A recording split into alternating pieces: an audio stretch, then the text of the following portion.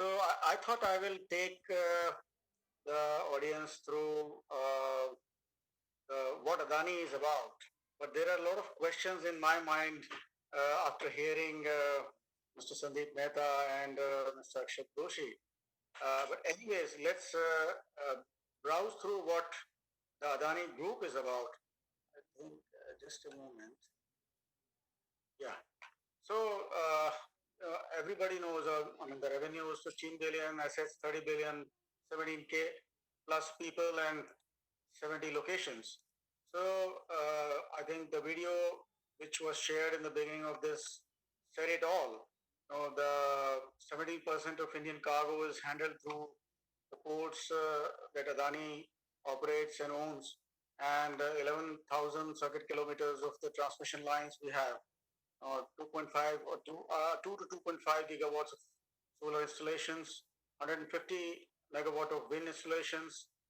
Power, you all know what is the thermal, one of the largest base for thermal power generation, 1.2 to 1.4 megawatt of solar manufacturing base, and 6 airports managed by Adani.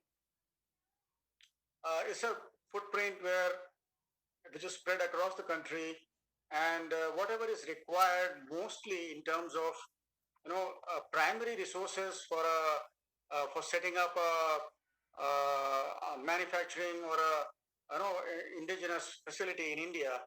It's all available. You call it logistics warehousing, you call it land, you call it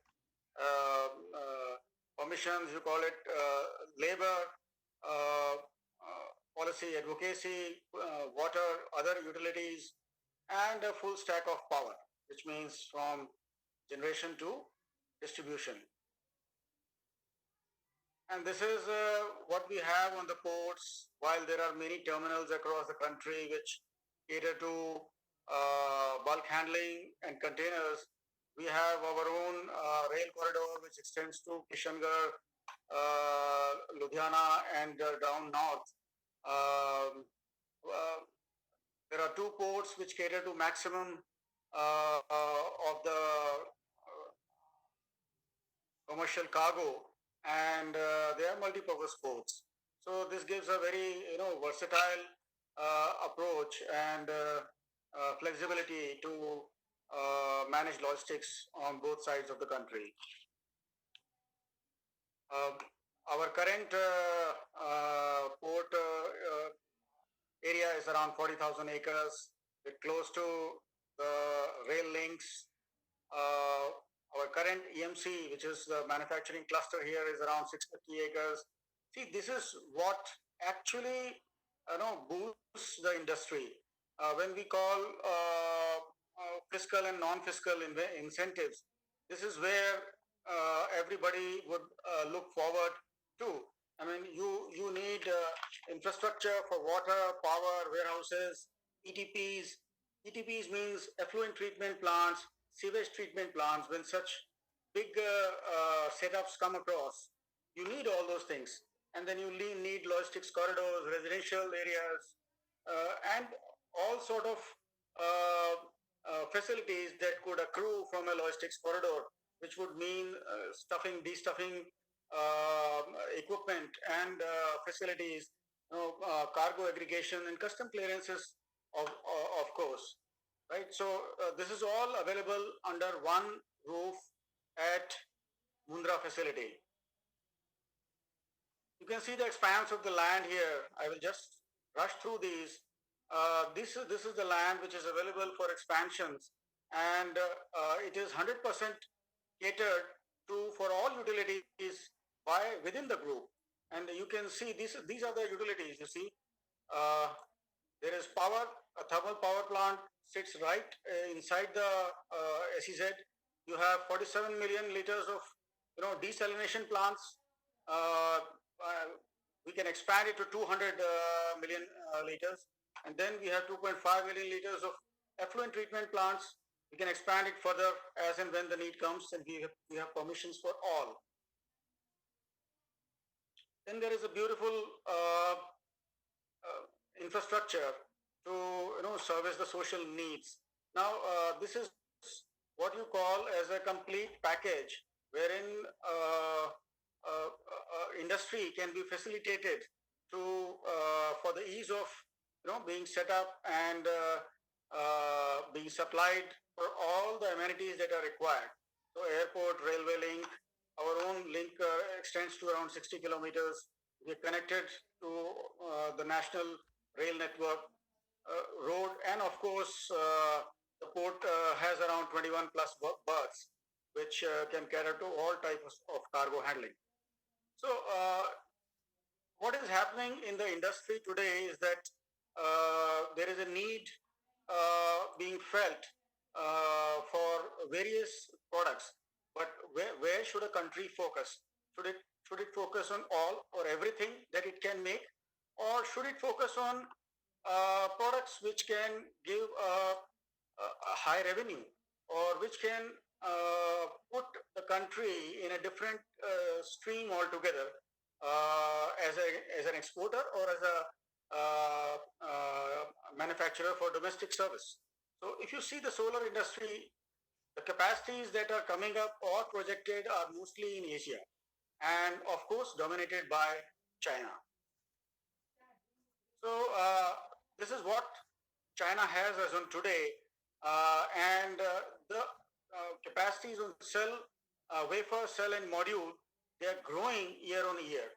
Today, China sits at around 2 to 3 times of the global demand, and that is where the economies of scale give them an advantage on the costs also.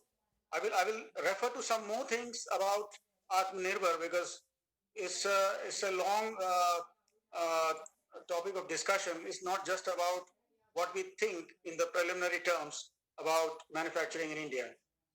As you can see very clearly that 20% of solar manufacturing is done in India, rest is all imported. This is the setup base that we have, and this is the demand that we see in the imminent future. And of course, we are short even on the module capacity by 4 to 5 gigawatt. This is the ancillary, right? I would be talking here only of module because the cell capacities in India are just half or one third of the module and really 1/4 of the country's domestic demand itself. And apart from that, the investments required for cell manufacturing are huge. Let's touch upon that a little while later. This is the global demand. You can see in gigawatts, which China has as a capacity right now available. And this is what India has as a capacity for the same raw material, which I was showing you earlier as the Chinese capacity. So you can see a gross difference. India doesn't have, not even, I would not say sufficient. A meager capacity is there, which is not sufficient to even fulfill the immediate demands of the country's solar industry. This is on the cost. See the cost. This is a typical Chinese cost. This is the Indian current, and this is what we can see after certain expansions come up in India. So we miss out basically on logistics. You can see the graph. We miss out on bill of materials and conversion costs, and we miss out on the wafers.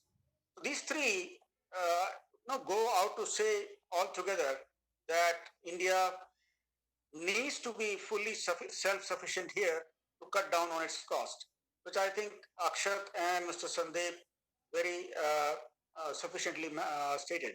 Now, this is what the solar industry can provide in terms of the jobs. Around 4 million it is doing now. We expect to provide 20 million jobs. And here this is where India stands on annual capacity build-up and cumulative. We are just close to 45 to 50 gigawatt and setting up 10 gigawatt per year. Now, before I get on to product offering, let me just talk about Atmanirbhar. When we talk of making various specific products in India or service the industry by through the growth of its ancillaries, make a complete value chain. what we only talk about is investment, which may be either through internal domestic sources or through FDIs. And then we talk about government policies, right? And it is basically the ease of doing business. But what we forget is that why our costs are high, because we do not have a very good engineering infrastructure. We are not a country which has set up uh, uh, industry which is technology oriented in terms that is developing and growing as per the needs of the world, the global needs, right? Uh, we do not have R&D or innovative processes connecting to our products, which provides Chinese an edge over our products. We fail to cater to some of the basic parameters because we are weak. We are not sufficiently able to go back and say that our R&D efforts or our innovative ideas can really give us an edge over any other product in the world. We literally do not have USPs when we talk of our products. Then, if you talk of cost control, I was just mentioning this slide. Right?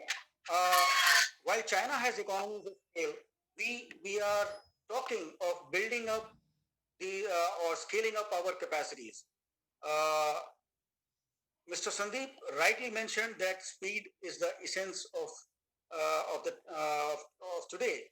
And do we ever think that we can beat the capacity that China has today? I think we can never. And everybody in the solar industry realizes that the technology is changing by the day. Every 6 months to 12 months, we have a new product that the Chinese put into the market, making or rather effectively utilizing obsolescence to beat the rest in the world. No, Europe has been beaten down completely. India is only a follower. India tracks China.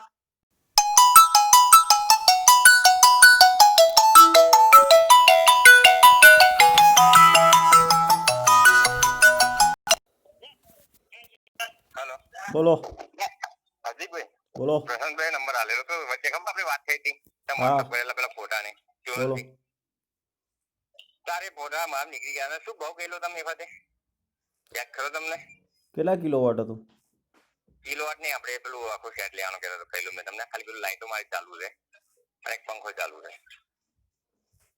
હા હા હા હા હા આપે તો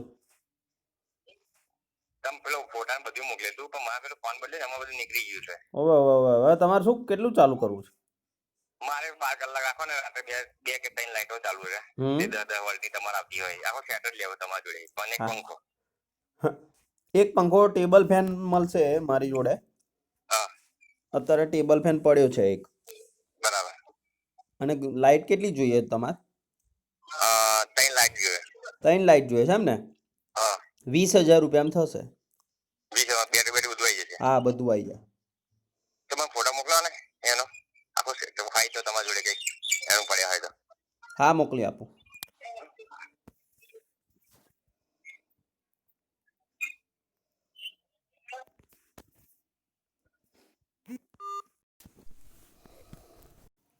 Supplies and additions to the value chain, costs, and deliveries. You cannot imagine a delivery schedule which a Chinese company can offer. They have capacities, surplus capacities today where they can service sitting far away from us. They can provide us service schedules which our Indian companies are not able to provide. So where are we thinking of creating a setup which is so complete and so comprehensive? This is what is our Indian manufacturers or our Indian government and each one of us as corporate citizens need to look at. Unless we make that ecosystem, unless we make that supply chain, driving down costs and improving the quality would be very difficult. Then another thing is about the quality. I mean, if you talk of Chinese quality, you would have seen that they are, effective in quality to the extent of the necessity of the consumer. They don't talk about an extravagant quality like a Japanese or a European supplier. A European supplier's costs would be 3 times higher. Their schedules would be 2 times longer as compared to Chinese. Why? Because they have cut down the frills. They are only serving what is required by the industry. And it is very important for us to realize sooner or later that this is where we need to cut in. We don't need extra quality. We just need something which can, which services the intended purpose and which can withstand the warranty conditions that the market as well as the standards put on us. The next thing is about skilled resources. India has been known well for its training infrastructure and many other centers where we have been training our people in and out on various aspects. But if you talk of a solar industry, is particularly a high technology industry. While India, I had some data. I mean, high technology exports cater to only 5% of its total exports. Even we are not able to cater to the domestic segment because we suffer grossly on the availability of skilled manpower. The educational institutions, the specific training courses for the people who are required for this industry, it is necessary. And the government as well as the corporates together need to look into these things. I think each one of the corporates in India has an engineering college or a school of its own. But how much does it, contribute to the need of the nation and the industry as a whole? We need to specifically look into. Vocational training centers dedicated to each industry, they are important. So this is what I wanted to specifically mention. You talk of R&D, we never create a product. We only copy or we adapt. So if you just adapt, you are waiting for obsolescence and then investing money continuously, which is happening in the solar industry as on today. So I think these things are, I thought they're important and I should touch upon these because while we may speak of the policies which are in place, but they need to be executed. Both the government and the industry need to handhold each other in seeing that these benefits get translated into reality very soon. While COVID has pushed us into a new industrial revolution, and perhaps we will stand to gain out of it. It is up to us to take advantage of it. But the thought process that has to go behind has to be very mature in terms of covering all aspects holistically rather than only investments and the policy framework which government can provide. I think I made my point on